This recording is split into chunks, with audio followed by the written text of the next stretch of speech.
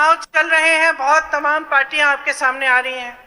कुछ को तो आप अच्छी तरह से पहचान रहे हैं। भाजपा की मैं बात कर रही हूं। आपने खुद देखा कि आपने कितना आंदोलन किया, आपने कितनी आवाज उठाई, लेकिन किसी ने सुनवाई नहीं की। तो उनकी तो बात ही नहीं करते, उन्हें आप अच्छी तरह से पहचानते हैं। लेकिन यहाँ एक और राजनीतिक दल है जो दिल्ली से आया है। अब उनको आप सही तरह से पहचान रहे हैं कि नहीं, इसके बारे में आपसे मैं पूछना चाहती हूँ। देखिए, आपके सामने दिल्ली का मॉडल दिखाया जाता है बड़े बड़े विज्ञापनों पे, और आपके पास लोग आकर प्रचार करते हैं कि दिल्ली का मॉडल देखिए, दिल्ली की सरकार देखिए।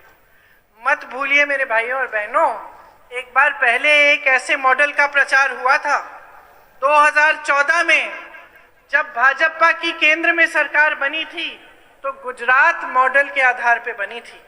उसी तरह से जिस तरह आपके सामने आज प्रचार हो रहा है, बड़े बड़े विज्ञापन थे, इतना विकास हुआ है गुजरात में, बिजनेस आसान हो गया है, गरीब नहीं है, सब अमीर हो रहे हैं, सब खुशहाल हैं, किसान खुशहाल है, रोजगार ही रोजगार है। और क्या हुआ? वो मॉडल सिर्फ विज्ञापनों में था। आपको एक ऐसी सरकार मिली जिसमें रोजगार घटे, आपको एक ऐसी सरकार मिली जिसने किसानों को कुचल डाला, एक ऐसी सरकार मिली जिसने शिक्षा सेहत के कोई संस्थान नहीं बनाए। और दिल्ली की असलियत भी अलग नहीं है। जो आम आदमी पार्टी है वो उभरी कहाँ से है?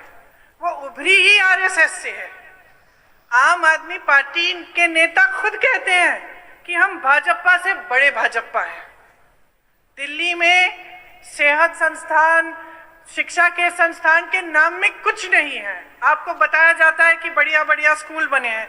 जरा आइए दिल्ली आके देखिए क्या बना है, दिल्ली वालों से पूछिए कि कैसे जी रहे हैं।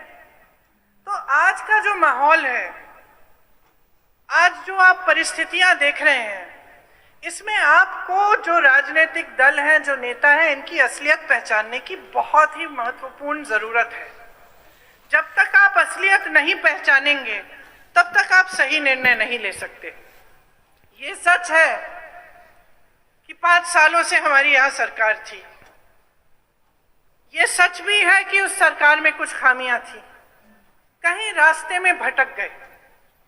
वो सरकार पंजाब से चलनी बंद हो गई, वो सरकार दिल्ली से चलने लगी, और दिल्ली में भी कांग्रेस पार्टी से नहीं, लेकिन भाजपा और भाजपा की सरकार द्वारा चल रही थी। वो जो छुपी हुई साठगांठ थी वो आज खुले में आ गई है। इसीलिए हमें वो सरकार बदलनी पड़ी, इसीलिए हमें एक नई राजनीति आपके सामने लानी पड़ी।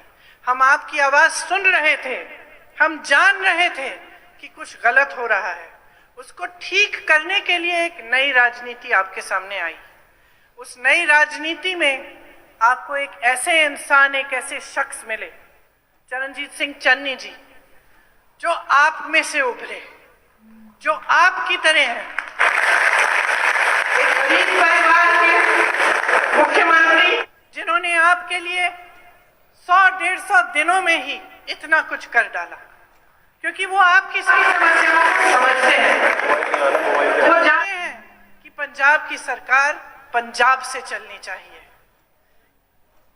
अगर आप आम आदमी की सरकार को देखें, वो सरकार जो आज भी जितने भी आप विज्ञापन देखते हैं, उसमें किसका चेहरा दिखता है? केजरीवाल जी का चेहरा दिखता है, एक ही नेता का चेहरा दिखता है। क्यों? क्योंकि अगर सरकार बनेगी यहाँ तो वहां से चलेगी। कोई फर्क नहीं होगा किसी भाजपा की सरकार में और इनमें, ये भी दिल्ली से ही चलाई जाएगी, आपके लिए नहीं चलेगी। आपको बताया जाता है कि बहुत उपलब्धियां हैं इस सरकार की, लेकिन कोविड के समय देखिए क्या हुआ। ऑक्सीजन की कमी थी, अस्पताल भर गए थे, कुछ नहीं, नए अस्पताल, नई स्वास्थ्य सुविधाएं नहीं बनाई, जांचों में घोटाले थे, मृत्यु के आंकड़ों में घोटाले थे। हर तरह से, हर तरफ से जब आप देखें तो वहां की सरकार विफल हुई है। क्या आप ऐसी सरकार अपने पंजाब में भी चाहते हैं? या आप एक ऐसी सरकार चाहते हैं जो अपनी गलतियों को समझते हुए लेकिन एक नई राजनीति को उभारे?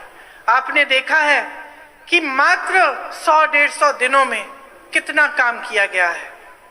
6,400 करोड़ किसान के कर्जे माफ हुए, 1,500 करोड़ के बिल माफ हुए, बिजली के बिल माफ हुए, किसानों को मुफ्त बिजली दी जा रही है, बिजली का रेट 3 रुपए यूनिट किया गया, औद्योगिक बिजली का रेट 5 रुपए यूनिट किया जा रहा है, पानी के दाम ग्रामीण इलाकों में घटाकर 50 रुपए प्रति माह के बन गए हैं, शहरों में जो वाटर सप्लाई है, सूएज है, उसमें 700 करोड़ के बिजली बिल माफ किए, गौशालाओं में बिजली बिल माफ किए, पेट्रोल और डीजल के दाम घटाए गए, 3.5 लाख जो कंस्ट्रक्शन के श्रमिक हैं उन्हें 3,100 रुपए दिए प्रति माह, दलित और पिछड़े वर्ग के 60 करोड़ के कर्जे माफ हुए, दलित वर्ग के परिवारों को 200 यूनिट बिजली माफ की गई,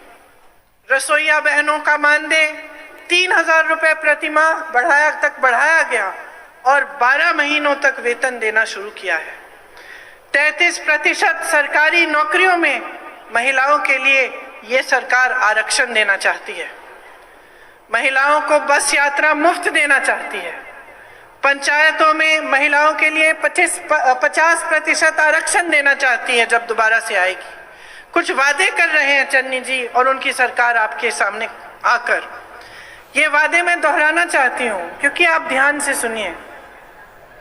पहला फैसला ये करना चाहते हैं कि 1 लाख रोजगार बनाए जाएं, महिलाओं को प्रति माह 1,100 रुपए दिए जाएं ताकि उनका कुछ सपोर्ट हो, जो गृहस्थ महिलाएं उनको, जरूरतमंद परिवारों को हर साल फ्री में 1 गैस का सिलेंडर नहीं लेकिन 8 गैस के सिलेंडर देना चाहते हैं, सरकारी अस्पताल में 20 लाख तक मुफ्त इलाज करवाएंगे, राज्य रोजगार योजना के तहत पंजाब में के सभी निवासियों को 100 दिन का रोजगार का गारंटी दिया जाएगा, आंगनवाड़ी की बहनों को 10,000 रुपए प्रति माह दिया जाएगा, सरकारी स्कूलों की लड़कियों को स्मार्टफोन और लैपटॉप दिया जाएगा। तो ये सरकार जो इतना सारा कुछ करना चाहती है, ये सिर्फ चुनाव के समय आपको ये कहने के लिए नहीं आए हैं, इनका दिल आपके लिए धड़कता है।